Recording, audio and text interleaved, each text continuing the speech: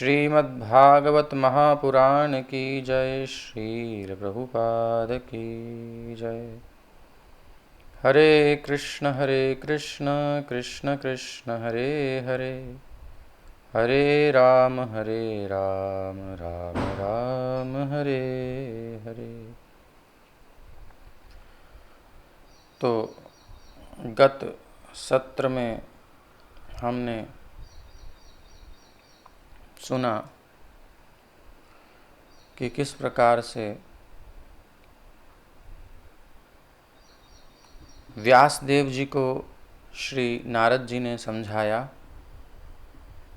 कि आप महाभाग्यशाली हैं, आपकी दृष्टि सभी तरह से पूर्ण है, आप अपने व्रत में दृढ़ हो और सत्य में स्थित हो, भगवत स्वरूप ही हो, भगवान में स्थित हो। इसलिए समस्त लोगों के, समस्त जीवों के जो संसार में हैं उनको बंधन है, भौतिक बंधन, उससे उन सबको मुक्त करने के लिए भगवान की लीलाओं के विषय में वर्णन करो। लेकिन कैसे करो? समाधिनानुस्मर तद्विचेष्टितम।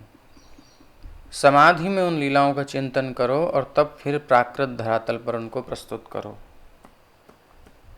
तो ये इम्पोर्टेड हैं, भगवान के यहाँ से एक्सपोर्टेड हैं। तो इसलिए भागवत और हरिनाम भौतिक नहीं होते हैं, ये आध्यात्मिक होते हैं। लेकिन जैसे कि यहाँ से हमारी वॉइस जा रही है, उधर से आपका रिसीवर ठीक होना चाहिए, नेट कनेक्शन ठीक होना चाहिए और साउंड की इनकमिंग की सिस्टम जो भी कुछ है वो सब ओपन होना चाहिए, तभी आपको आवाज़ मिल पाएगी। स्वीकृति भी होनी चाहिए, आप प्रिपेयर्ड होने चाहिए सुनने के लिए, तभी आपको मिल पाएगा। तो इसी प्रकार से भगवान के धाम से भागवत आई है, नाम आया है, लेकिन ये प्रामाणिक है। अच्छा, किसने कहाँ से वर्णन किया है ये भी एक इशू होता है। व्यासदेव जी ने समाधि में चिंतन करके और उस लीला को प्रस्तुत किया है। तद विचेष्टितम, अनुस्मर। भगवान ने जो किया है उसी को स्मरण करके बोल रहे हैं। कुछ लोग कवि अपनी कल्पनाएं करते हैं और बड़ी सुंदर सुंदर कल्पनाएं करते हैं। उन कल्पनाओं को हम अध्यात्म में नहीं गिन सकते। इसलिए ये नियम है कि हम आचार्यों के गाए हुए भजनों को गाएं, आचार्यों के या जो अनुभूति प्राप्त हैं उन्हीं संतों के भजनों को गाएं, उन चरित्रों को श्रवण करें जो प्रामाणिक आचार्यों द्वारा प्रतिपादित हैं। हर एक की सुंदर से सुंदर रचना को हम अध्यात्म के क्षेत्र में स्वीकार नहीं कर सकते। हो सकता है ये पीछे भी वर्णन आ चुका है कि बड़ा सुंदर वर्णन हो लेकिन भगवान की उसमें चर्चा ना हो, मंडेन टॉक हो, तो वो कौओं का तीर्थ स्थल है। लेकिन भगवान की चर्चा भी यदि आध्यात्मिक धरातल से नहीं हुई है और वो भौतिक क्षेत्र में चिंतन करके समाधि में जाकर के नहीं लिखी गई है, भौतिक धरातल पर ही प्रस्तुत की गई है, तो फिर उसको भी भौतिक ही माना जाएगा। क्योंकि व्यासदेव जी दे रहे हैं समाधि नानुस्मर। समाधि में उस लीला में प्रवेश करके अपने त्रिगुणातीत होकर तुरीय अवस्था में जाके उस लीला का दर्शन करके, माया को देखकर, भगवान को देखकर, जीवों के बंधन को देखकर, ये आगे वर्णन आएगा जो हम बोल रहे हैं। जैसा आदेश दिए वैसा नारद जी के आदेश के अनुसार व्यासदेव जी करेंगे और करने के पश्चात वर्णन भी करेंगे। तो भागवत वो है। और हम में से, आप में से कोई आए, सुंदर कवित्व शैली हो, सुंदर वर्णन करने की कला हो, पोइट्री हो, तो कल्पनाएं कर करके बड़ा आलंकारिक वर्णन कर सकता है, लेकिन उसका कोई लाभ होगा नहीं, क्योंकि वो भौतिक धरातल पर उसने चिंतन किया है। भौतिक धरातल पर हमने सुना, भौतिक धरातल में ही रह जाएंगे उसका चिंतन करके, जिंदगी उसमें लगा करके भी। तो इसलिए ये चिंतन बिल्कुल गलत है जो हम प्राकृत धरातल पर करते हैं। इसमें किसी का कोई प्रश्न हो तो कर सकता है।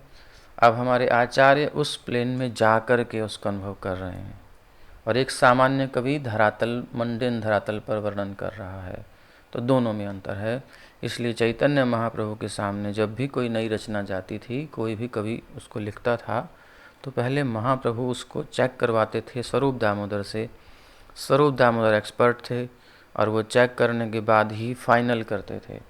अभी महाप्रभु भी चेक करवा रहे हैं, स्वयं श्री कृष्ण हैं और भक्त के वेश में हैं, तो भक्त को कैसे भगवत लीलाओं को भी ध्यान से सुनना है, किसके मुख से निकल रही हैं, कौन वर्णन कर रहा है, रसाभास तो नहीं है, इसका निर्णय करते थे उस समय। आज हम तो केवल बस सुनते हैं, जहाँ मन को अच्छा लगा वहाँ प्रवेश किए, जहाँ सरलता हुई, सुविधा हुई, वहीं चले गए। इसलिए हमारी आध्यात्मिक प्रगति नहीं होगी। हम एक मानसिक धरातल पर कुछ कल्पनाएं करके, कुछ चिंतन करके उसमें जा सकते हैं, लेकिन वो भौतिक धरातल ही होगा।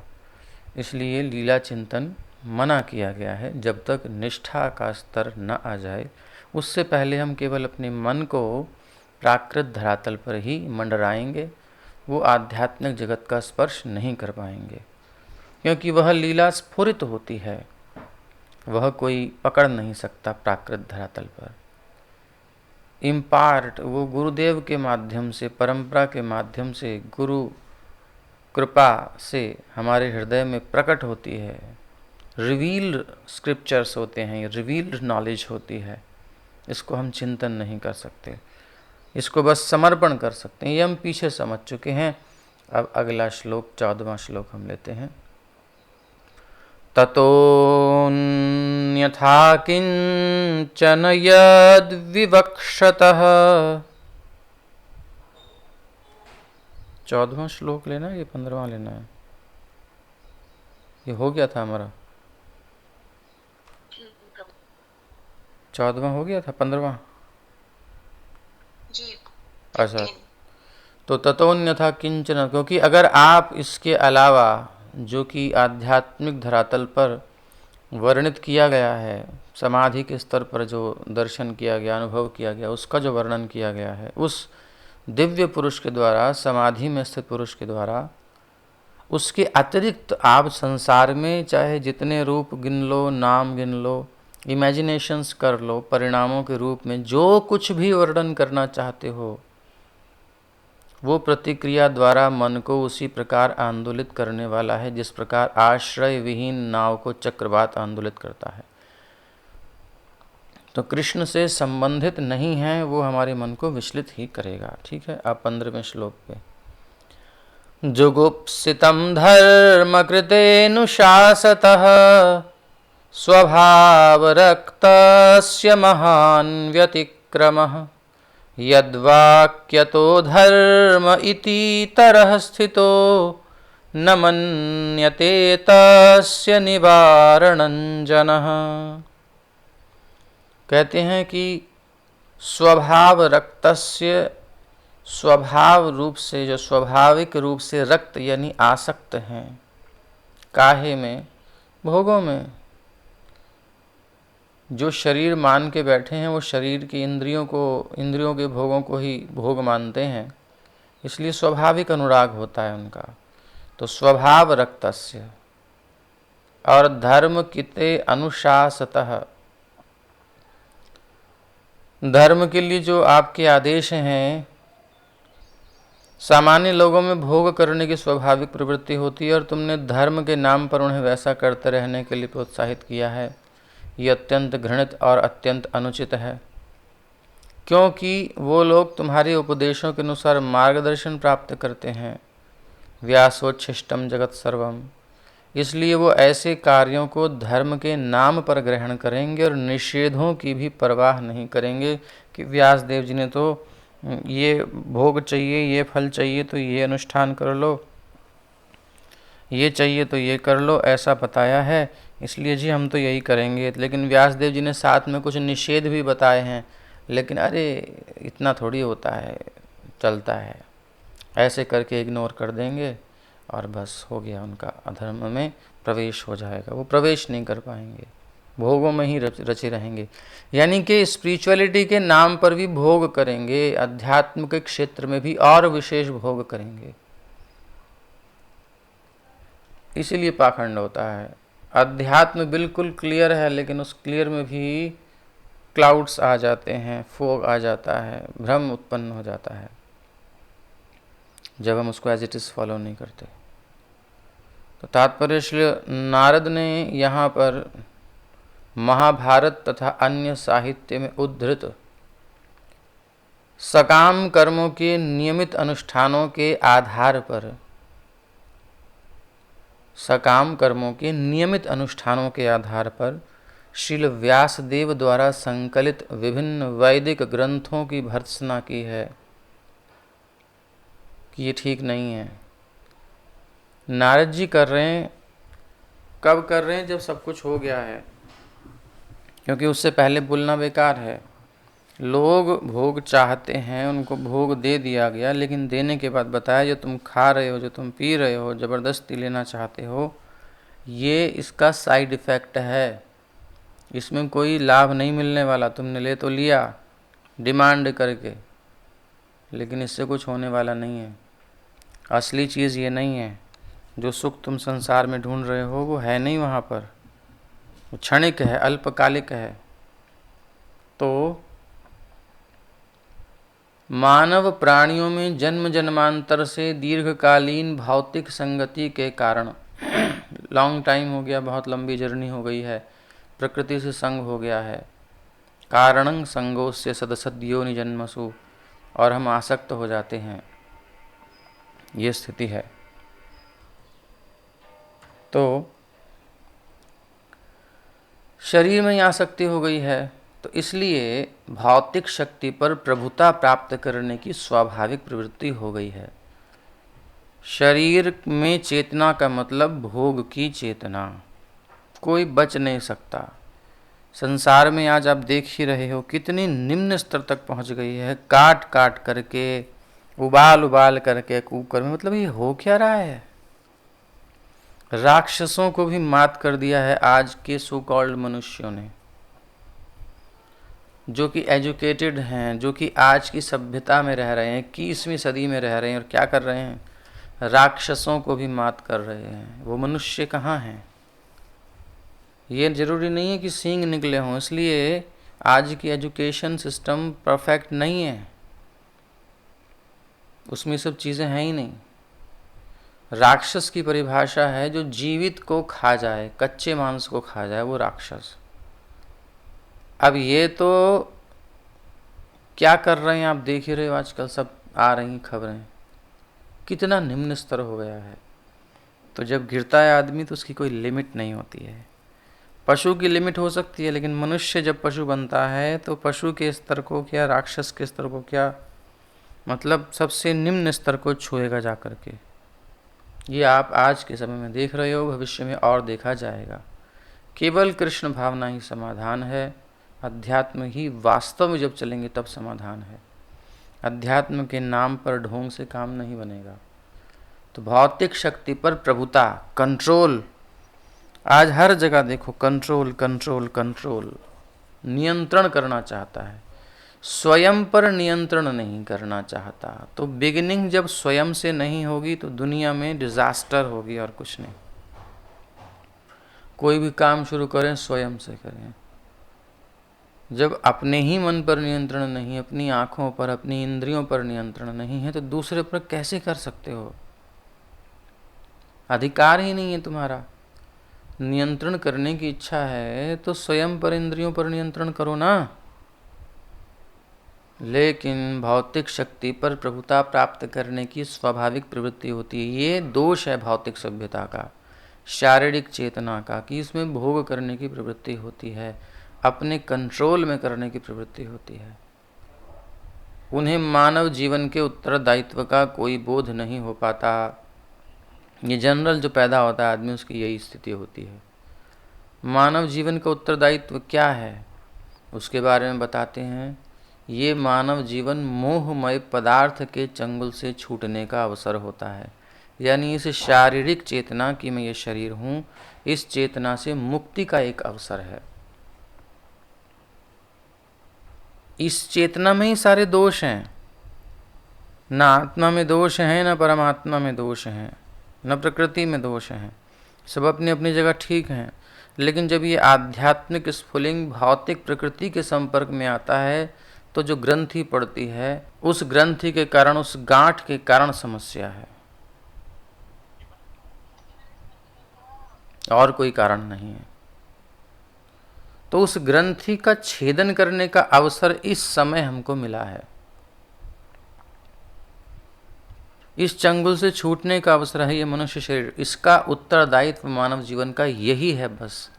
लेकिन इधर कौन सी सोसाइटी, कौन सी यूनिवर्सिटी, कौन से माता पिता, कौन सा पति, कौन सी पत्नी, कौन किसको बता रहा है? सब एक दूसरे को मारने काटने के लिए चल रहे हैं। अगर तूने मेरे मन की नहीं मानी तो मैं मूड ऑफ, अगर तूने मेरी बात नहीं सुनी तुझे छोड़ूंगा नहीं। हर जगह ये दोष इसी कारण से है कि हम इस प्राकृतिक चेतना में हैं, भौतिक चेतना में हैं, शरीर की चेतना में हैं। ये मोह उत्पन्न होगा ही, क्योंकि ये मोहमय पदार्थ है और इसके चंगुल में हम सब फंसे हुए हैं। इसलिए कहीं संसार में कुछ अच्छा नहीं है। कभी किसी को एकदम से अच्छा मत समझो। लड़कियां तो प्यार करने के चक्कर में पड़े ही ना, क्योंकि पता नहीं आदमी का कौन से गुण कब उस पर हावी होगा, क्या करेगा। वो तो कंट्रोल्ड है और मोस्टली तमोगुण रजोगुण भरा हुआ है, तो वो तो बिल्कुल उल्टा चलता है, मोहमयी चेतना है। इसलिए एकांत भी अच्छा है एक तरीके से अगर देखा जाए तो, ऐसी दुष्संगति से तो इससे छूटने का अवसर है और उसके लिए वेद हैं। कैसे निकलोगे? संसार में कोई नहीं निकाल सकता। जो शारीरिक चेतना में वो खुद जेल में है, वो क्या निकालेगा? तो वेद जो भगवान की संदेश हैं, भगवान की श्वास है, उनकी वाणी है, वह वेद भगवत धाम वापस जाने के लिए हैं। तो हमें वेदों की ओर चलना है। 84 लाख योनियों के आवागमन चक्र में घूमते रहना दंडित बद्ध जीवों के लिए बंदी जीवन के समान है। ये कोई बहुत अच्छी चीज़ नहीं है, ये बंधन है हमारे लिए। मनुष्य योनि इस बंदी जीवन से बाहर निकलने का सुअवसर होता है। इसलिए मनुष्य का एकमात्र कर्तव्य ये है, एकमात्र कर्तव्य ये है, एकमात्र कर्तव्य, इसको अपने मन में बिठा लीजिए। जब तक ये बात हम नहीं बिठाएंगे काम बनने वाला नहीं है। केवल मात्र एक यही कर्तव्य है कि वो भगवान के साथ अपने भूले हुए संबंध को पुनः स्थापित करे, या मोहमय पदार्थ के चंगल से छूट जाए, या आनंद प्राप्त करे परमानेंट। और वो केवल आनंद से संपर्क होकर के ही आनंद हो सकता है। अब ऐसी परिस्थितियां हैं संसार में, ऐसी परिस्थितियों में धार्मिक कृत्यों की आड़ में, इसका बड़ा लंबा चिट्ठा हो जाएगा अगर बोला जाएगा तो। आज जो चल रहा है आध्यात्मिकता के नाम पर, सो कॉल्ड गुरु बहुत फैल गए हैं और प्रामाणिक परंपरा में भी कुछ धूर्त आ गए हैं। परंपरा प्रामाणिक है, लेकिन क्योंकि वो सबको स्वीकार करते हैं, क्योंकि सब हॉस्पिटल में बीमारों को ही तो स्वीकार किया जाएगा, तो इसलिए हर एक को अलर्ट होना पड़ेगा। पागल खाने में जो आएंगे पागल ही होंगे, उनको स्वस्थ करने का उपाय किया जाता है। हॉस्पिटल्स में बीमार ही आते हैं, इसलिए इस्कॉन भी हॉस्पिटल्स हैं, हॉस्पिटल है, इसके सेंटर्स हॉस्पिटल्स हैं। अथवा पागल खानों के ट्रीटमेंट के लिए ये पागल खाना भी समझ सकते हैं। पागल खाने का मतलब जहाँ पागल आते हैं ट्रीटमेंट करने के लिए, स्वस्थ होने के लिए। तो भौतिक उन्माद में जो ग्रसित व्यक्ति है उनको यहाँ लाकर उनके उन्माद को उतारा जाता है, और जो क्राइम जिनके अंदर टेंडेंसी है उनको जेल में जैसे ला के सुधारा जाता है, या उनको सुधार गृह में रखा जाता है, तो समझो तो कुछ ट्रीटमेंट चल रहा है यहाँ। लेकिन इसकी नकल करके कुछ धार्मिक कृत्यों की आड़ में और इंद्रिय तृप्ति करते हैं। इंद्रिय भोग की योजना बनाने का प्रोत्साहन नहीं दिया जाना चाहिए, क्योंकि ऑलरेडी सब भोग में लगे हुए हैं। फिर अध्यात्म के क्षेत्र में आकर के देखो, ये कर लो तुम्हारा ये काम बन जाएगा, ये कर लो तो ये हो जाएगा, ऐसा कर लो तो वैसा हो जाएगा। वही भोग फिर उनको दे रहे हो तुम, फिर क्या अध्यात्म में उनके प्रवेश करा रहे हो? अध्यात्म में प्रवेश का मतलब है कि अब भौतिक भोग बंद करना है, क्योंकि भौतिक भोग कोई कर रहा है मतलब वो शारीरिक चेतना में है, मोहमयी चेतना में है, तभी उसे संसार के शब्द स्पर्श रूप रसगंध अच्छे लग रहे हैं। मतलब डिजीज्ड, वो रोगी स्थिति है, उसकी रोगमयी अवस्था है, अच्छी अवस्था नहीं है। जबकि दुनिया इसी को अच्छी अवस्था मानती है। तो हमें ये पहले कंफर्म करना होगा कि हम सब रोगी हैं, हमें रोग से मुक्त होना है, और भोग करना ही रोग है। इंद्रियों की तृप्ति ही रोग है, क्योंकि जितना इंद्रियों को तृप्त करेंगे उतना शारीरिक चेतना में वृद्धि होगी और एब्जॉर्प्शन बढ़ता है, तन्मयता बढ़ती है शरीर में।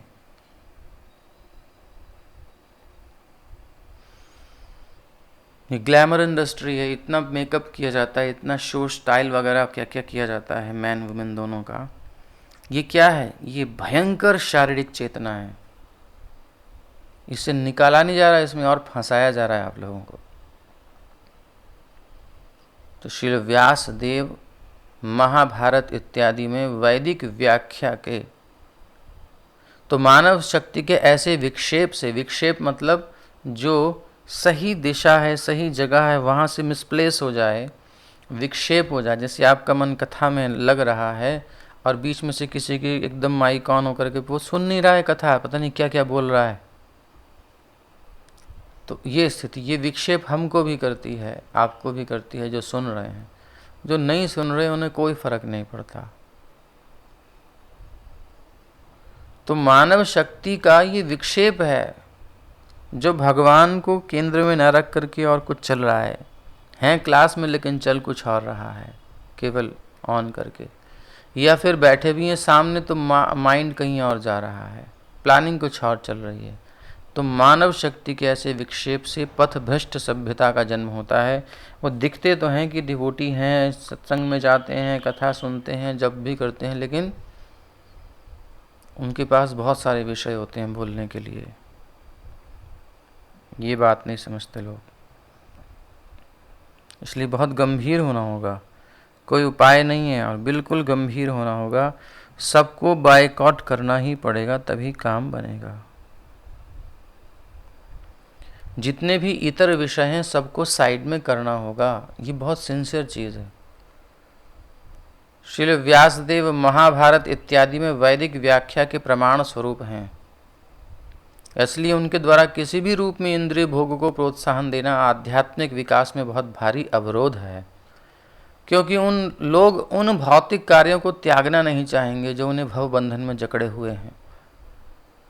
वो किस लिए बताया है? ताकि इसको आपको पहले भी बताया जा चुका है कि वेद से जो बहिष्कृत लोग हैं, जो वेद में श्रद्धा नहीं रखते, शास्त्र मर्यादा को नहीं मानना चाहते, पशुवत जिनका आचरण है, उनको वेद की सीमा में लाने के लिए, शास्त्र की सीमा में लाने के लिए, प्रॉपर पाथ पर लाने के लिए थोड़ा सा लोभ दिया जाता है कि ठीक है, तुम ऐसे जंगल के रास्ते से जहाँ तहाँ उबड़ खाबड़ से मत जाओ, हाईवे पर चलोगे तो आपको ये मिलेगा। जैसे सरकार कोई प्लान लगाती है, कोई योजना लाती है, तो उसको प्रमोट करती है, अगर ऐसा करोगे तो आपको ये बेनिफिट है।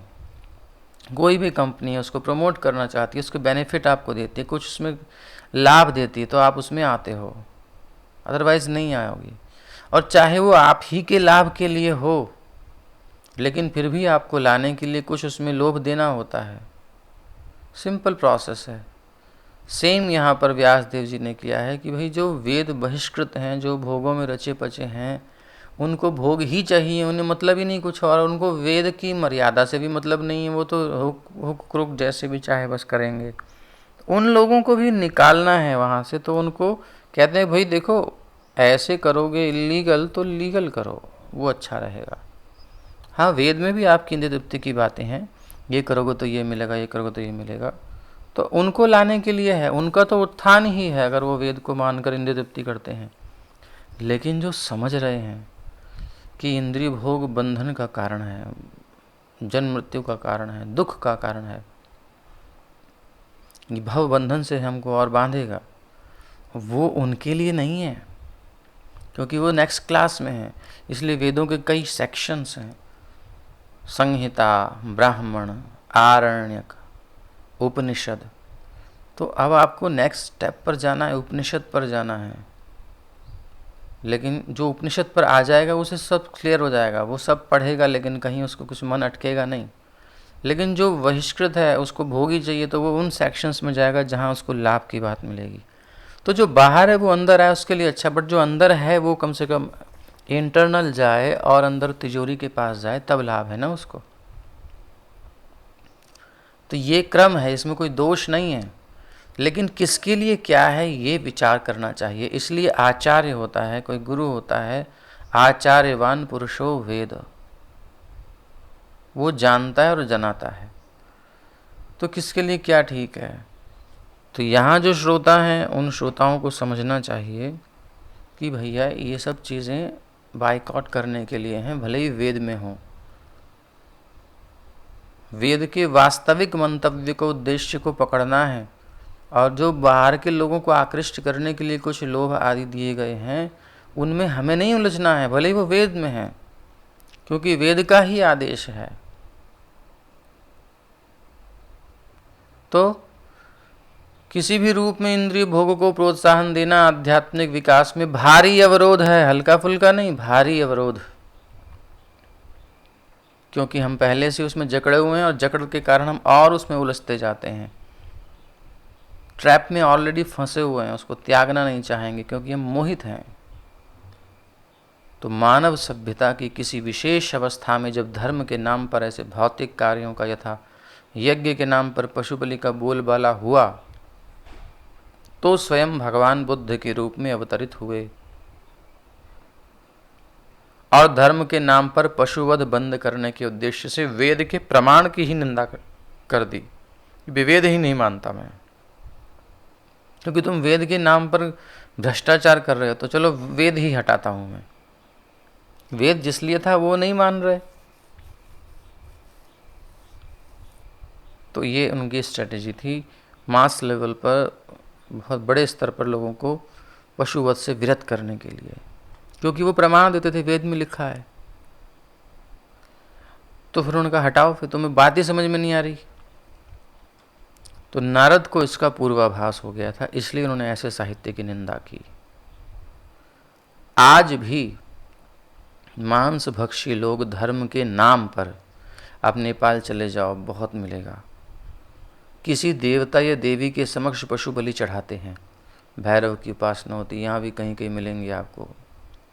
क्योंकि किन्हीं किन्हीं वैदिक ग्रंथों में नियमित यज्ञों की संस्तुति की जाती है, किसलिए उन्हें मांसाहार से विरत होने के उद्देश्य से। हमने बताया ना, जो बिल्कुल बहिष्कृत हैं, जो धड़ल्ले से खूब काटे जा रहे हैं, खाए जा रहे हैं, मारे जा रहे हैं, तो उनको वैदिक विधान में ला करके कि भैया मांस महीने भर में एक बार तुम जो है ये कार्य करो, ये नहीं कि धड़ाधड़ मारे जा रहे हो, तो कुछ तो कमी होगी। 10 से 20-25 जो है बीड़ी या सिगरेट पी लेता है, तो तुम 4-5 पियो, ज़्यादा मत पियो, इतना पियो, तो कम तो हुई कुछ। वो समाहार संख्या विधि कहलाती, परिसंख्या विधि कहलाती है। तो परिसंख्या में ये है, ये उसके लिए नहीं है जो पीता ही नहीं बीड़ी। जो बीड़ी नहीं पी रहा, सिगरेट नहीं पी रहा, वो कहे भी 4-5 बीड़ी पीने के लिए वेद में कहा गया, या हमारे गुरुजी ने कहा, जिसने भी डॉक्टर ने कहा है, तो वो शुरू कर दे पीना, तो उसका पतन हो गया ना। तो इसलिए किन लोगों के लिए क्या है ये देखना चाहिए।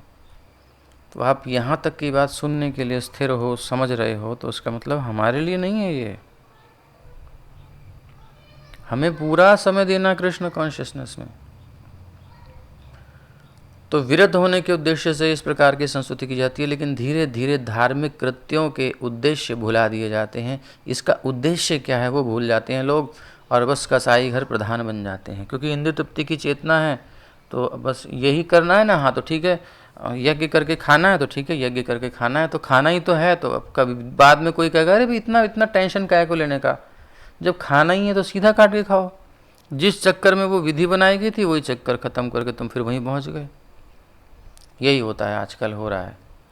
इसका कारण, अच्छा जैसे कि मुसलमानों में हलाल का माना जाता है। हलाल मतलब थोड़ा थोड़ा काट करके जो है उसको और उसकी आँखों में देखे, उसके आंसुओं से आँख मिलाए। ये क्या उद्देश्य था? ऐसा कुछ लोग कहते हैं कि भाई वो इतने कट्टर थे, उनके अंदर दया है थोड़ी, कि पशु को तुम मार मार के खाए जा रहे हो, थोड़ा देखो तो सही, उसको थोड़ा सा काट के देखो, शायद तुम्हारे अंदर दया आ जाए। उसको देखो, उसकी आंखों में कितनी पीड़ा उसको हो रही है, कितना तड़प रहा है वो। तुम्हारे अंदर दया नहीं चाहिए। वो दया है इसलिए प्रोसेस बनाया वहाँ जिसने भी बनाया।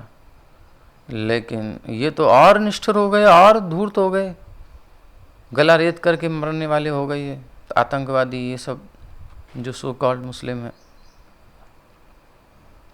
जबकि विधान ये है कि तुम उससे विरत हो।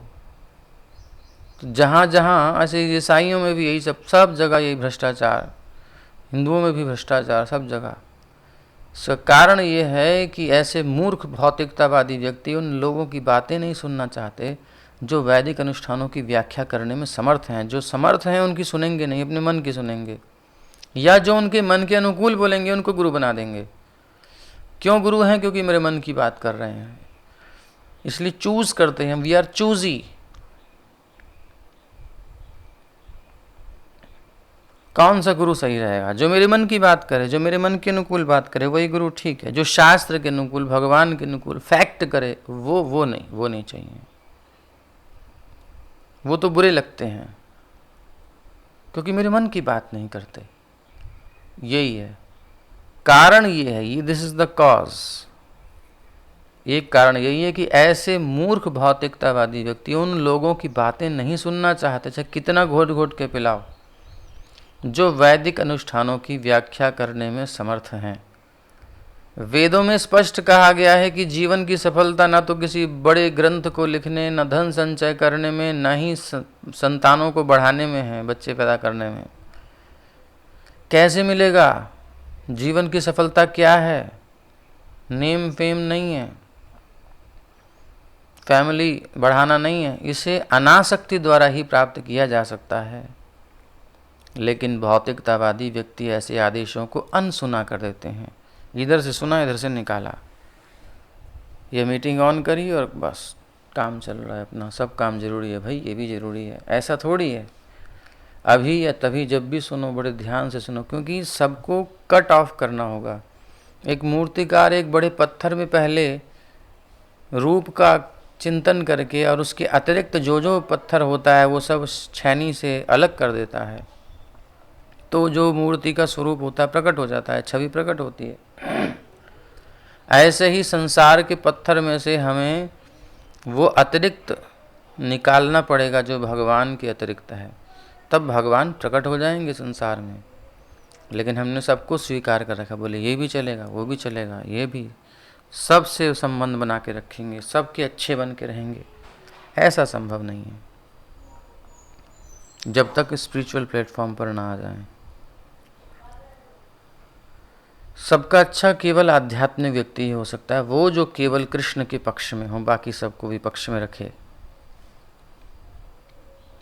हाँ, लोग उसे स्वीकार नहीं करेंगे, ऐसा हो सकता है। तो भौतिक चेतना में जब व्यक्ति होता है वो सबसे रिलेशंस बना के चलना चाहता है, बोले कोई बुरा ना कहे हमें, इसलिए सब पार्टी अटेंड करेगा, किटी पार्टी अटेंड करेगा, और कौन कौन सी सब चीज़ें अटेंड करेगा, इसको भी, उसको भी, उसको भी, उसको भी। इसका मतलब अभी उसके अंदर खुद इंद्रिय भोग की इच्छा है, इसलिए उसके अंदर दम नहीं है कि वो सब कुछ त्याग सके। अभी उसकी इच्छा दृढ़ नहीं है कि भगवत प्राप्ति वो करना चाहता है, अभी वो मोहित है। इसलिए भौतिकतावादी व्यक्ति ऐसे आदेशों को अनसुना करते हैं। उनके अनुसार तथाकथित संन्यास आश्रम उन व्यक्तियों के लिए है जो किसी शारीरिक दोष के कारण जीविका कमाने में अक्षम है। ऐसे लोग आपने कहते हुए सुने होंगे संसार में, अरे बेटा ये हराम की ज़िंदगी जीनी शुरू कर दी तुमने, क्या ये गले में पहन लिया ये सब, क्या ये लाल कपड़े पहन लिए, क्या ये कपड़े धोती कुर्ता पहन के घूम रहे हो, क्या ये तिलक विलक लगा लिया, क्या ये हरामखोरी की ज़िंदगी जीनी शुरू कर दी। मेहनत करके कमाओ, मेहनत करके खाओ बेटा, इज्जत की ज़िंदगी जो, ये क्या तरीका है? डिपेंड हो गए तुम संसार के ऊपर, क्योंकि वो ये जानते ही नहीं कि भोगना है उद्देश्य नहीं है इन वस्त्रों का, तिलक का, अध्यात्म का।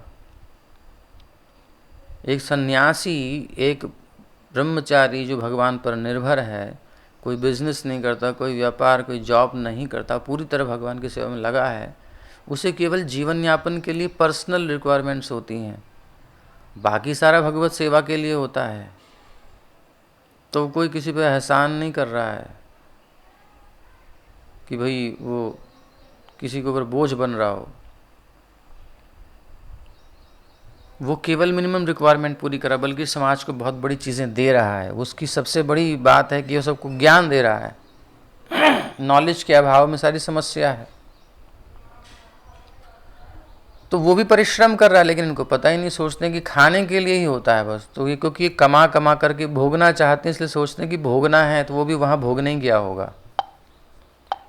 तो भोगना है तो प्रॉपर मेहनत करके भोगो बेटा, किसी के दिए हुए भोग को मत भोगो, डोनेशन से काम मत चलाओ, ये कहना चाहते हैं। क्योंकि ये परजीवी की ज़िंदगी है। वास्तव में बात सही है, अगर कोई इस दृष्टिकोण से करता है तो ये गलत है, लेकिन ऐसा है नहीं।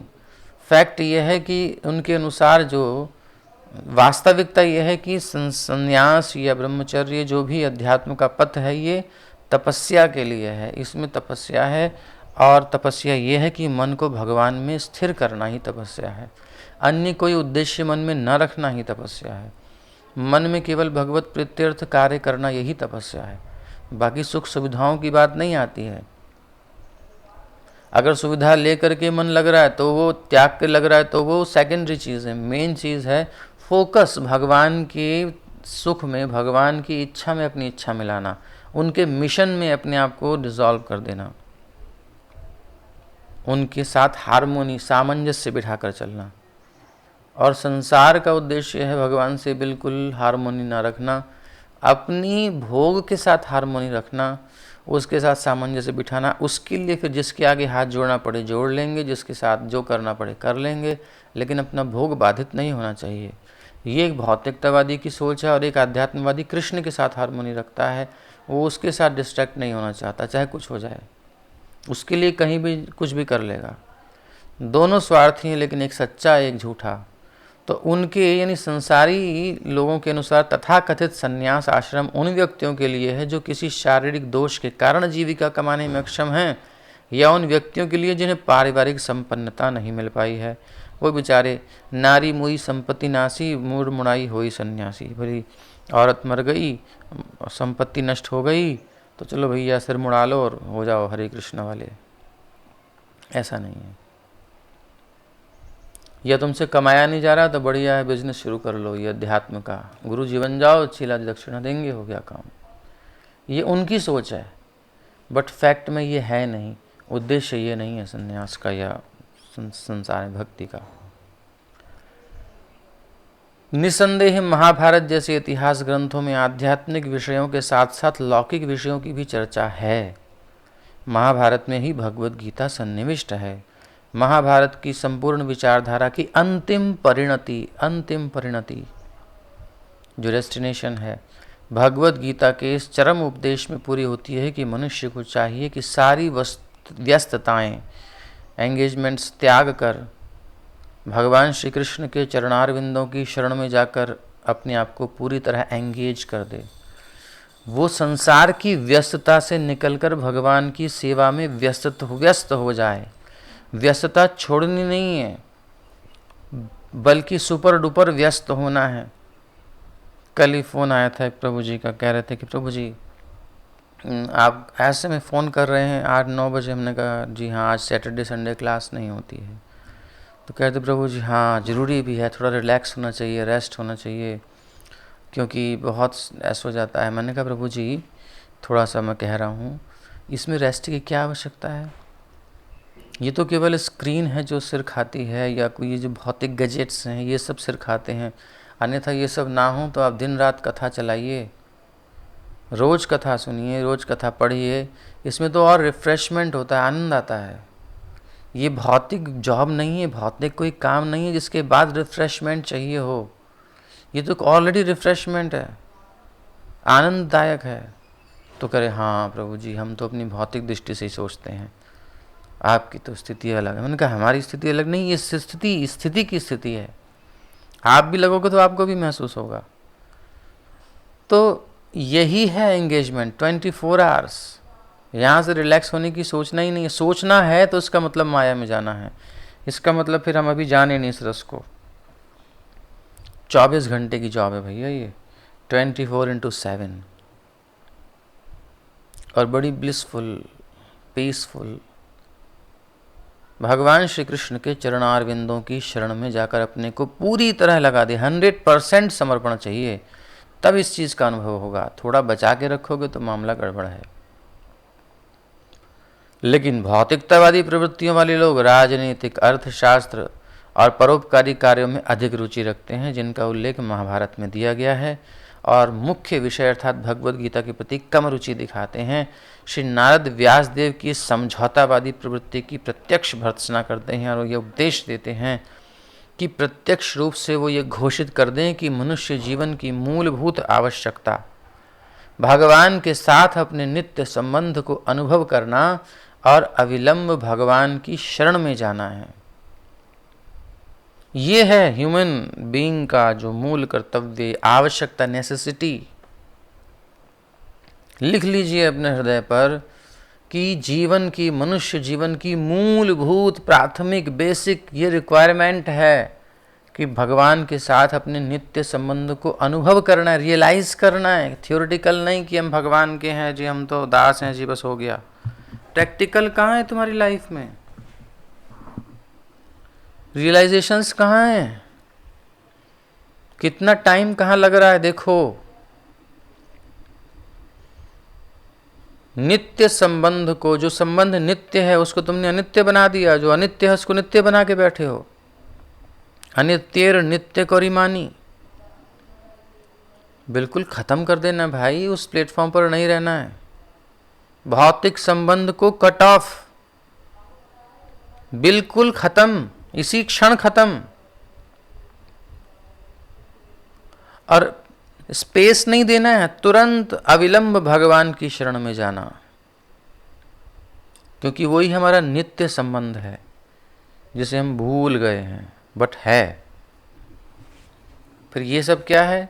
हमने गलती से अपना मान लिया था, ये तो कृष्णा का है, ये बिटिया कृष्णा की है, पति पत्नी, मानस देह गेह जे किछु मोर, अर्पिलूं तु आपदे नंद किशोर।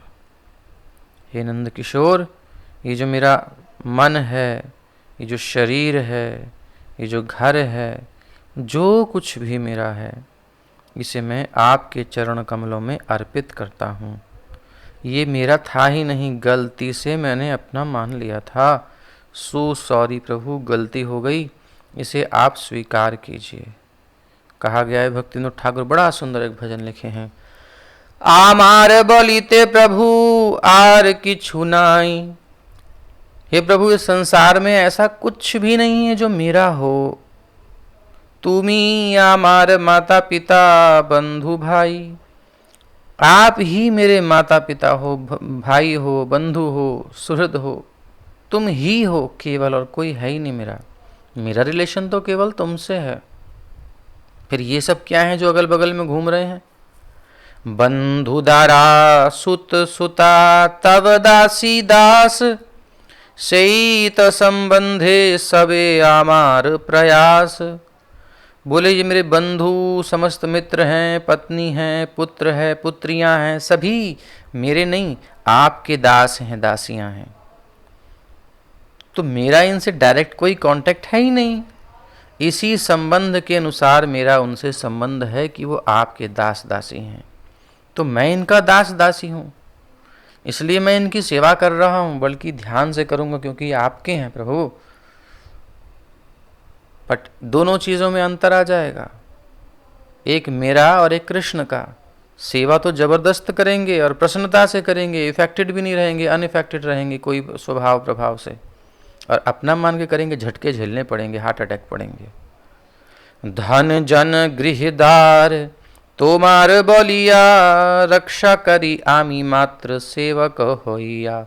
बिल्कुल प्रैक्टिकल एडवाइस भक्तिविनोद ठाकुर दे रहे हैं कि धन, मेरी संपत्ति, मेरे सेवक, जो भी नौकर, अगर बड़ा है तो व्यक्ति नौकर भी रखता है, सेवक भी रखता है, एम्प्लॉयज़ होते हैं, क्योंकि मेरी संपत्ति, अनुचर, घरेलू साज सामान, पत्नी, जो भी है सब आपके हैं। मैं क्या हूँ? मैं आपका दास होने के नाते मात्र उनका निर्वाह कर रहा हूँ। जो आपकी चीज़ है उसकी सेवा कर रहा हूँ, प्रोटेक्शन दे रहा हूँ, बस नौकर हूँ आपका। तोमार कार्ये तरे उपार जीव धन।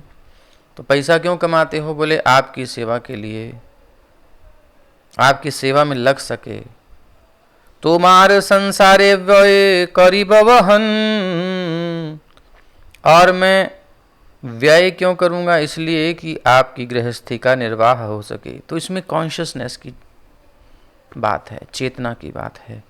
तो फिर इसमें क्या अच्छा क्या बुरा? बोले भाल मंद नाही जानी सेवा मात्र करी। भाल मंद नाही जानी सेवा मात्र करी। तोमार संसारे आमी विषय प्रहरी। भाल मंद, मुझे पता नहीं कि क्या अच्छा है और क्या बुरा है। मैं तो बस आपकी सेवा में व्यस्त हूं, सो बिजी। वास्तव में मैं आपके घर का पहरेदार हूं प्रभु। तोमार संसारे आमी विषय प्रहरी। ये सारा संसार आपका है, ये पत्नी, बच्चे, प्रॉपर्टी, एक एक चीज आपकी है प्रभु। कितना रिलैक्स हो जाएगा माइंड में अगर रियली में इस चेतना से हम जिए। घर गृहस्थी भार नहीं लगेगी, क्योंकि हमारी है ही नहीं। ना रोना होगा ना हंसना होगा। तोमार इच्छाए मोर इंद्रिय चालना। श्रवण दर्शन घ्राण भोजन वासना। आपकी इच्छानुसार मैं अपनी इंद्रियों को विभिन्न कार्यकलापों यथा सुनने, देखने, सूंघने और खाने में लगाता हूँ। मेरा इसमें कोई एफर्ट नहीं है, आपकी इच्छा के अनुसार ही कर रहा हूँ। क्योंकि आपने कहा भोग लगा के खाओ, सो हम खा रहे हैं। खाएंगे नहीं, जिएंगे कैसे? जिएंगे नहीं तो सेवा कैसे करेंगे आपकी? सो जीना है इसलिए कि आपकी सेवा करनी है, सो उसके लिए खाना पड़ेगा, सब शास्त्र के अनुसार। तो आपकी इच्छा के अनुसार हमारी इंद्रियों का संचालन हो रहा है। यानी देखना क्या है क्या नहीं, ये शास्त्र के अनुसार। खाना है क्या नहीं, आपकी इच्छा के अनुसार। ऐसे ही हर चीज़ तो आपकी इच्छा के अनुसार। तोमार इच्छाए मोर इंद्रिय चालना। क्या क्या? बोले श्रवण दर्शन घ्राण भोजन वासना। वासना मतलब इच्छा की पूर्ति, कामना। ऐसे में कामनाओं की पूर्ति कर रहा हूं कि वो आपके विपरीत न जाए, आपके अनुकूल रहे। निज सुख लागी किछु नाही करियार। भक्ति विनोद बोले तब सुख सार। मैं अपने निजी सुख के लिए प्रयास नहीं करता, नहीं करता, नहीं करता प्रभु। भक्तिविनोद ठाकुर कहते हैं कि मेरा सुख क्या है? भगवान का सुख ही मेरा सुख है, भगवान की प्रसन्नता ही मेरा सुख है। वो प्रसन्न है तो मेरा सब कुछ हो गया, अगर वो प्रसन्न नहीं तो जीवन व्यर्थ हो गया। इसलिए आमार बलिते प्रभु आर किछु नाई। मेरा कुछ है ही नहीं। नो टेंशन नो वरी, जपो हरि हरि। ये है जीवन जीने की कला। ये है भगवान की शरण में जाना। तो प्रत्यक्ष रूप से घोषित करने के लिए नारद जी कह रहे हैं व्यास देव जी से कि मनुष्य जीवन की मूलभूत आवश्यकता भगवान के साथ अपने नित्य संबंध को अनुभव करना। अभी अनुभव कर सकते हैं, इसको मानना है, इसको स्वीकार करना है, बस और कुछ करना नहीं है। और बिना देर की अविलंब भगवान की शरण में चले जाना। अरे मैं उनका हूं, फिर मैं यहाँ अचार क्या डाल रहा हूँ? चलो प्रभु मैं आपका, हो गया काम। ना घर से भागना पड़ेगा, ना किसी से लड़ना झगड़ना पड़ेगा। जहाँ हो वहीं internally change, software change. Hardware वही रहेगा बट सॉफ्टवेयर चेंज। बिल्कुल न्यू वर्जन अपडेट कर लो फटाफट। बट स्किप, हम क्या करते हैं? स्किप पे डाल देते हैं। ट्राई लेटर, है ना, रिमाइंड मी लेटर, इस पर डाल देते हैं अपन लोग। अभी भी डालेंगे, एक पक्की बात है, इसमें कोई संशय नहीं। अभी भी अपन को लगता है यार ऐसे कैसे एकदम से हम अपडेट कर दें, तो अभी तो जीना बहुत है। मतलब पता नहीं कब जाएं, कब क्या हो जाए, है ना। इसलिए अपडेट कर लो सॉफ्टवेयर। ये सॉफ्टवेयर नेक्स्ट लाइफ में भी काम आता है, नेक्स्ट टू नेक्स्ट लाइफ में भी काम आएगा, और ये अनंत काल के लिए काम आने वाला है, परमानेंट सॉफ्टवेयर है। इसलिए जल्दी से अपडेट कर लीजिए, ऐसा व्यासदेव जी, नारद जी कह रहे हैं। अविलंब भगवान की शरण में जाना मतलब सॉफ्टवेयर अपडेट कर लेना, जो भजन सुना अभी उसके अकॉर्डिंग जीना। न खाने की कमी पड़ेगी, न बातचीत में कोई समस्या आएगी, कुछ नहीं आएगी, कॉन्शियसनेस चेंज हो जाएगी। किसी विशेष रोग से पीड़ित मरीज प्रायः उसके लिए वर्जित की गई चीज़ों को खाने को ललचाता है। अब वही कारण है, मन ललचाता है वही खाने को। लेकिन दक्ष चिकित्सक कभी भी मरीज के साथ समझौता करके उसे कुपथ्य खाने की अनुमति नहीं देता। इसलिए ऐसे लोग तो पक्के हमारे शत्रु हैं, जो हमारी इंद्रिय तृप्ति में सहायता करते हैं और जो हमें लतियाते हैं, सुनाते हैं खरी खरी, और भोग से अलग करते हैं, वही हमारे हितैषी हैं। इसके अनुसार तो यही लगता है।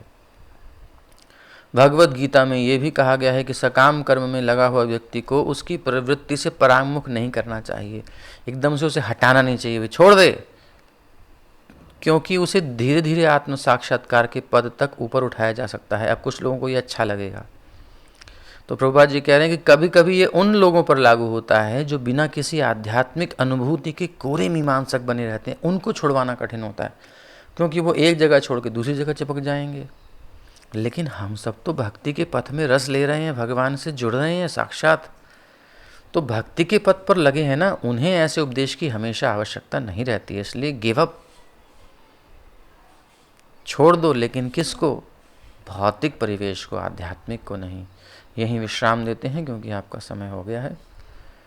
श्रीमद्भागवत महापुराण की जय, श्रील प्रभुपाद की जय। इसलिए नो एक्सक्यूज़, कोई भी इसमें एक्सक्यूज़ नहीं चलेगा कि हमें, अरे हमारे लिए नहीं, उनके लिए नहीं। आप सब डिवोशन में हो, नाम जप करते हो, सब भक्ति समझ रहे हो, तुरंत इस काम को कर लो, और इसमें किसी को कोई ऑब्जेक्शन नहीं हो सकता गारंटी के साथ, क्योंकि दिल से हम भगवान के हो गए। अब ये गाना अलग बात है, कहना अलग बात है, प्रैक्टिकल जीना अलग बात है। तो अपन को जीना है, इसको बार बार मनन करना पड़ेगा, बार बार इसको अप्लाई करना पड़ेगा इंटरनली।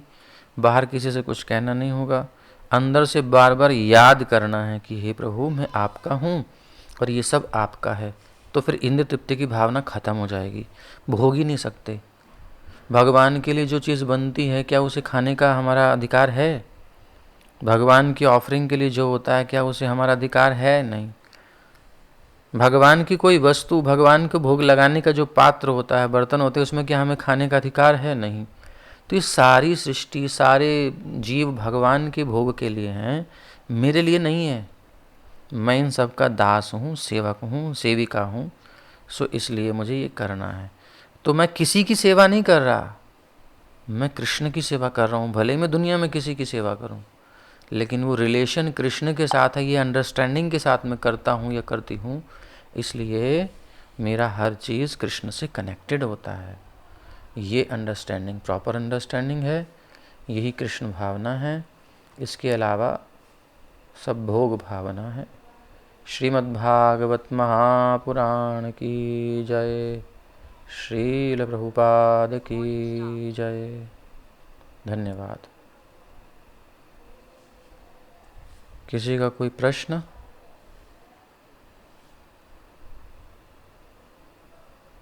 हरे कृष्णा प्रभु जी, सादर दंडवत प्रणाम। प्रणाम।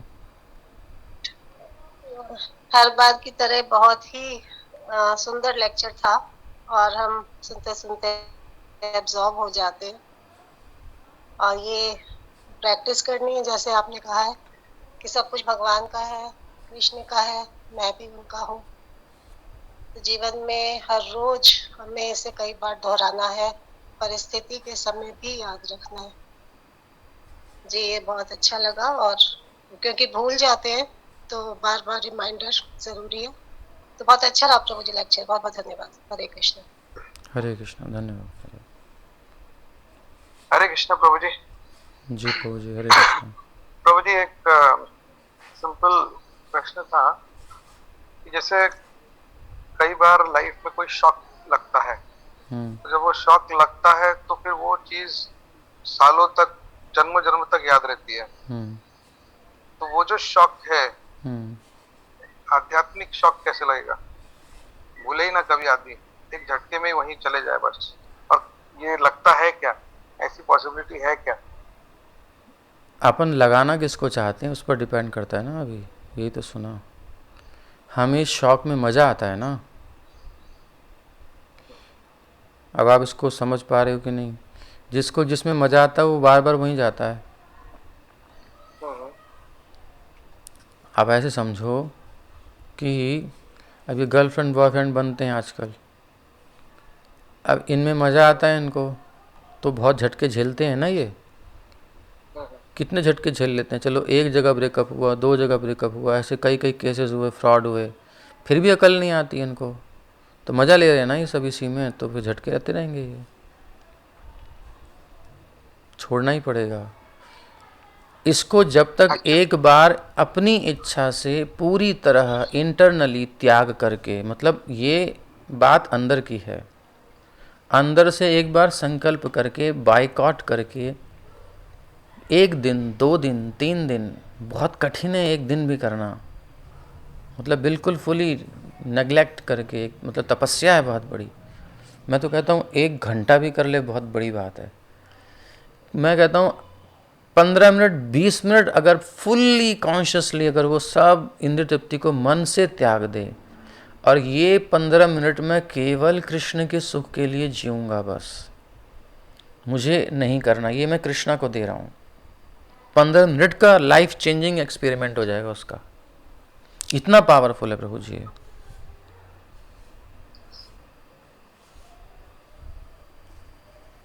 संकल्प हरे पूर्वक कृष्णा करना प्रभु जी, होगा जी। जैसे आपने बताया 15 मिनट, तो उस 15 मिनट में हम क्या करेंगे बिना गाने के? मेंटली तो मेरा प्रिपेयर्ड, मेंटली प्रिपेयर्ड की जो भी भजन गाया ना, इस जी भजन पे फोकस करते हुए, इसलिए फिलॉसफी पूरी पूरी समझनी चाहिए। इसे बहुत सुनने के बाद ही समझ में आएगा। सुनते सुनते आपको बैठना भी है, उसमें भी थॉट ये होना चाहिए कि कृष्ण को अच्छा लगेगा कि नहीं। पैर फैला के बैठा हूँ, नहीं, उनके लिए ठीक नहीं है, वो मुझे देख रहे हैं, उनके सामने, एक मालिक के सामने थोड़ी बैठना चाहिए। क्या हरकत में कर रहा हूँ, क्या कर रही हूँ, क्या सोच रही हूँ, वो मेरे सामने है, वो मुझे सब जगह उनकी दृष्टि है, वो सर्वत्र व्यापक हैं, मेरे हृदय में बैठे हैं, मुझे सतत देख रहे हैं। उनको क्या क्या लगेगा मैं ऐसा कर रही हूँ, कुछ गलत तो नहीं, मैं अपना सुख लेती हूँ, थोड़ा सा भी एंजॉयमेंट करती हूँ तो उनको अच्छा नहीं लगता है, क्योंकि वो मेरा बंधन होता है, इसलिए उनको अच्छा नहीं लगता है। तो बिल्कुल छोटे स्तर पर जा करके और हमें ये काम करना होगा। मतलब बिल्कुल बंद, हाथ भी रखा है कहीं तो क्यों रखा है? मेरे सुख के लिए। बैठ गए आराम से, किस लिए? मेरे सुख के लिए। कृष्ण कहाँ है इसमें? उनको क्या अच्छा लगेगा, मैंने आज क्या पहना है, मैंने आज क्या बनाया है, मैंने क्या खाया, मैं सांस ले रही हूँ, क्यों? मेरा माइंड किधर जा रहा है, क्यों? बिल्कुल कोई भी एन्जॉयमेंट, जैसे भी उसमें सुख मिलता है ना, एक एक टेंडेंसी, एक वृत्ति को पकड़ के जाना पड़ेगा। उस वृत्ति को शुरू में जाएगा भोग में, बट उसको तुरंत सेपरेट कर लेना, नहीं मुझे एन्जॉयमेंट नहीं करना, मुझे एन्जॉयमेंट नहीं करना, मुझे कृष्ण को ऑफरिंग करनी है, कृष्ण तुम्हारे लिए है। कृष्ण को बिल्कुल बिल्कुल पकड़ के रखना है, उस विचार में कृष्ण को, हर विचार में, हर मूवमेंट में कृष्ण को पकड़ के रखना है, उनको बिल्कुल होल्ड करके रखना है। यानी कि जैसे एक स्त्री अपने पति के साथ ही संसार में घूमने जाती है, वो एकांत में पति से अलग होकर कहीं नहीं जाती, वो उसके लिए गलत है। तो मैं भी अपने थॉट लेवल पर, चिंतन के स्तर पर एक भी क्षण कृष्ण के बिना नहीं बिताऊंगा। कृष्ण की विस्मृति में हम बहुत कुछ कर रहे हैं, कृष्ण को भूल करके हम सारी गड़बड़ करते हैं, जैसे ही उनकी याद आए हम कर ही नहीं सकते गड़बड़।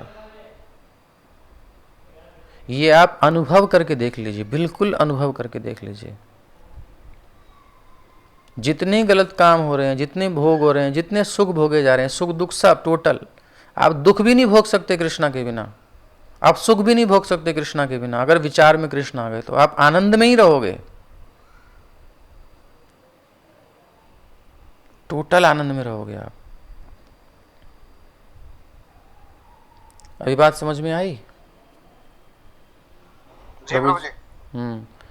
तो बात यहाँ तक लेके जानी है, और एक एक सूत्र से भी चलेंगे, अगर थोड़ा थोड़ा भी ट्राई करेंगे तो हमको हिल जाएंगे अंदर से पहले तो, क्योंकि भोगी हैं हम, ये पहली रियलाइजेशन यही होगा कि हम एक्चुअली भोगी भोगने बैठे हैं, हम डिवोटी तो कहीं है ही नहीं। फर्स्ट रियलाइजेशन, जो ये कर चुके हैं वो आगे चले जाएंगे और वो अपना सेक्रीफाइस त्यागेंगे इन भोगों को विचार के धरातल पर। बाहर तो चल ही रहा है, बाहर तो फ्रेश लेके आते हैं बढ़िया से साफ धो करके और अच्छे से फर्स्ट भगवान को ऑफर करना ये वह, लेकिन पीछे एक भूखा बैठा हुआ रहता है कि ये मुझे कब मिलेगा, मैं कब इसका एंजॉयमेंट करूँगा। वही है असुर, उसी को नहीं खाने देना। भोगना ही नहीं है, लेकिन जैसे ही इस स्टेज में हम जाएंगे हम नाच जाएंगे, बाप रे मैं नहीं कर सकता भैया, बहुत कठिन है जीना, मैदान छोड़ के भाग जाएंगे आधे। इससे पता चल जाएगा कि हम भोगना चाहते हैं कि भगवान को चाहते हैं।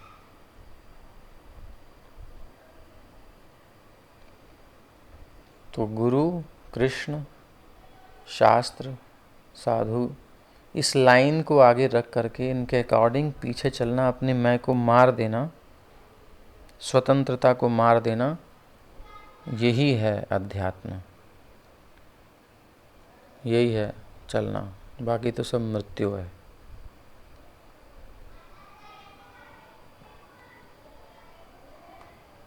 अब जो पार्श्विक चेतना में है, जैसे कि जयदेव जी कह रहे हैं, अभी तो पशुओं जैसी वृत्ति बनी हुई है, केवल और केवल खाना पीना सोना, भौतिक वस्तुओं का भोग करने की प्रवृत्ति। अभी तो मतलब बहुत स्थूल स्तर पर हमारा चित्त है, अभी सूक्ष्म पर जाना है, क्योंकि स्थूल तो स्थूल पहले बात को पकड़ना आना चाहिए कि कहाँ है प्रॉब्लम, जड़ पकड़नी ना हमें। तो भक्ति ठाकुर नौकरी करके भी हमको दिखा रहे हैं और हम भूल जाते हैं। इसलिए सत्संग होता है, इसलिए एसोसिएशन होती है, बार बार हियरिंग होती है, काउंसलिंग होती है, इसलिए कोई चाहिए सिर पे डंडा मारने वाला। तो आपके सिर पर तो है ही प्रभु जी।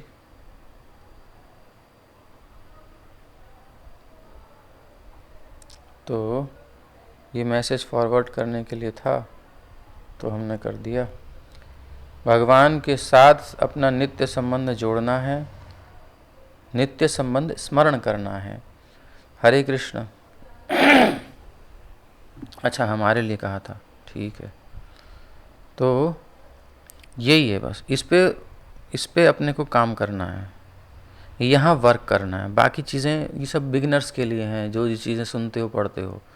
जब तक इस पे बात नहीं होगी, गाड़ी आगे नहीं बढ़ने वाली जन्मों जन्मों तक भी।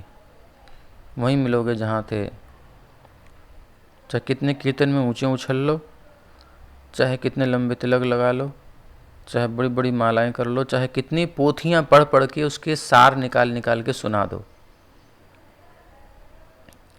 वो पोथी काम नहीं आएगी।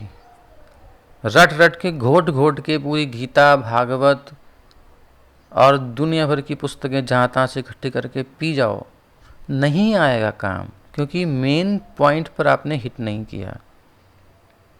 वो आप अपने मन से समझोगे, शास्त्र में क्या कहा जा रहा है वो नहीं समझोगे, जो मन में है आपके अपने अनुसार उसको पकड़ लोगे। स्क्रिप्चर्स पढ़ के समझे नहीं जाते, वो रिवील होते हैं। ये रिवील्ड स्क्रिप्चर्स हैं, प्रभुपाद को रिवील हुए थे, आचार्यों को रिवील होते हैं, साक्षात्कार होता है, अनुभव होता है। तो हम भी तब पढ़ पाएंगे जब रिवील्ड होंगे। इसलिए थोथी एजुकेशन से, डिग्रियों से कुछ नहीं होता। जब हम सरेंडर करते हैं, जैसा कि श्लोक में बताया गया तात्पर्य में, सरेंडर को कैसे करना है वो भी बता दिया। तो एक एक थॉट को पकड़ के सरेंडर करना है। एक विचार आया, गंदा ही आएगा, पकड़ समझ लो गंदा ही आने वाला है, उसे पकड़ना है और कृष्ण भावनामृत के जल में धोना है, यानी उसे कृष्ण कॉन्शियसनेस बनाना है। देन फिर कृष्ण को ऑफर करना है, प्रभु गलती से मैं अपने लिए ले रहा था, ये आपके लिए है प्रभु। फिर जान निकलेगी अंदर कि यार कैसे कर दूँ, मतलब त्याग कैसे कर दूँ, तो मेरे भोग के लिए था। बट उसी को सहना है, यही है साधक जो उस जलन को सह ले, स्वयं के विपरीत जाकर। क्योंकि अभी जो स्वयं है वो अहम है, भोगवादी है, भोग वासना।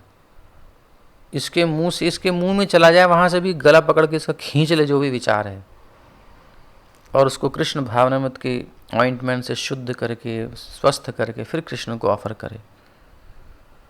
कोई बात नहीं, जो हो चुका है उसको ही पकड़ के ले आओ। बोले गलती से हमने ऐसा किया था, अब क्या करें? बोले अब चिड़िया चुग गई खेत। ना ना ना, चिड़िया उड़िया नहीं चुगी, इसको पकड़ के लाओ, फिर प्योर करो, फिर कृष्ण को ऑफर करो, सब प्योर हो जाएगा, कोई प्रॉब्लम ही नहीं है। बट उसे करने में जान निकलेगी। करना नहीं चाहेंगे तो फिर कोई क्या कर सकते हैं? प्रश्न किया तो उत्तर दे दिया। आगे आप देखिए। हरे कृष्णा।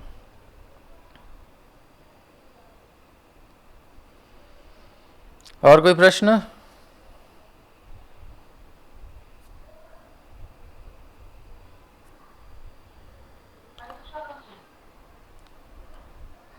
जी हरे कृष्णा। प्रभु जी, अगर हम लोगों ने मतलब पहले अगर हम लोग से बहुत कुछ गलत हुआ है, जो हुआ है सो हुआ है, उसको आप छोड़ दीजिए, और उसके जो भी सिम्टम्स अभी दिखाई दे रहे हैं उनको पकड़िए। जहाँ भी जो भी है, जो भी सामने आ रहा है आपके, जिससे आप जूझ रहे हो, जिसको डील कर रहे हो, उसको पकड़ के प्योर कर देना है।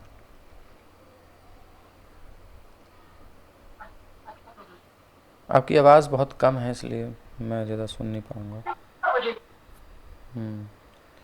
जो अभी एट प्रेजेंट आपके सामने आ रहे हैं ना, वो पिछले वाले ही आ रहे हैं, उन्हीं के संस्कार आ रहे हैं उभर उभर के। इनको पकड़ पकड़ के शुद्ध करते जाओगे तो इनके संस्कार बनते जाएंगे, और संस्कार बनते जाएंगे तो वो फिर आगे से प्योर होते आएंगे। पहले से कम पावरफुल आएंगे, फिर धीरे धीरे वीक हो जाएंगे, उसके बाद अच्छे आने लगेंगे। तो जो चावल निकाले हैं आपने, ऐसा समझो कि ऊपर चावल डाले थे या गेहूं डाली थी कोठरी में, और नीचे से आपने निकालना शुरू किया, तो अब जो निकाले वो गंदे गंदे आ रहे हैं, तो आप निकाल निकाल के साफ करके ऊपर डाले जाओ, फिर निकालते जाओ, साफ करके ऊपर डाले जाओ। कुछ समय तक साफ करना पड़ेगा, और फिर वही संस्कार बन के जब यानी वही शुद्ध जो दाने हैं नीचे आएंगे, तो आपको साफ नहीं करना पड़ेगा, नेचुरल प्योर होंगे। तो ऐसे संस्कारों का संस्कार होते थे हमारे यहाँ ना, तो संस्कार मतलब शुद्धिकरण। ये भक्ति भी संस्कार की प्रक्रिया है। भक्ति और क्या है? विचारों का संस्कार है। तो हम अपने चित्त को शुद्ध कर रहे हैं, एक एक विचार को संस्कारित कर रहे हैं, उसको शुद्ध करके कृष्ण से जोड़ रहे हैं। ये बड़ी मेहनत लगती है शुरू में, लेकिन उसके बाद स्मूथ हो जाता है, बड़े आराम से नेचुरल होता है, फिर सहज हो जाती है कृष्ण भावना। लेकिन शुरू में मेहनत करना ही पड़ेगा, इससे आप बच नहीं सकते।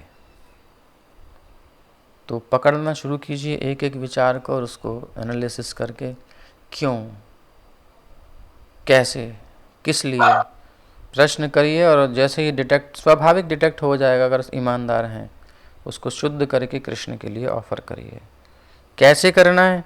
एक एक विचार को कैसे पूछें? गुरु जी से नहीं पूछ सकते ना, तो वो भी कृष्ण से प्रार्थना करो, इतना समझ में आया, मैंने आपको कर दिया, आगे आप मुझे बुद्धि तो मैं और कर सकूं, दे दो उनको। बट एंजॉय नहीं करना, उसमें सुख नहीं लेना, बस ये याद रखना है। हरे कृष्णा। जी प्रभु जी।